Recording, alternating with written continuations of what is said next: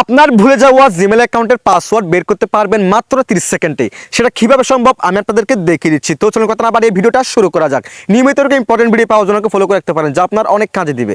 শুরুতে আপনি আপনার ফোনে জিমেলের অ্যাপসটাকে ওপেন করে দিবেন। অ্যাপসটাকে ওপেন করে দেওয়ার পর এখান থেকে আপনার জিমেল অ্যাকাউন্টের লোগোর উপর ক্লিক করে দিবেন।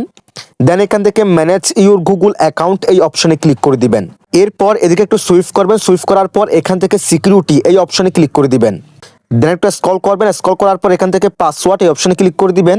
এরপর আপনার ফোনের ফিঙ্গারপ্রিন্ট অথবা পাসওয়ার্ডটি দিয়ে দিবেন। ফিঙ্গারপ্রিন্ট অথবা পাসওয়ার্ডটি দেওয়ার পর একটুখানি সময় নেবে, তারপর দেখেন নিউ পাসওয়ার্ড দেওয়ার কিন্তু অপশন চলে আসছে এবং কনফার্ম নিউ পাসওয়ার্ড দিতে বলতেছে। সো এখানে আপনি কি করবেন, একটি নতুন পাসওয়ার্ড দিবেন এবং যে পাসওয়ার্ডটি এখানে দিবেন সেম পাসওয়ার্ডটি এই জায়গায় দিয়ে চেঞ্জ পাসওয়ার্ড এই অপশনে ক্লিক করে দিবেন এবং নেক্সট টাইম থেকে এই পাসওয়ার্ড দিয়ে আপনার জিমেল অ্যাকাউন্টটাকে আপনি খুব সহজে লগ ইন করতে পারবেন। সো এই ট্রিক্সটা আপনারা অনেকেই জানেন না, যারা জানে না তাদেরকে ভিডিওটি শেয়ার করে দিয়ে দেখার সুযোগ করে দেন অবশ্যই।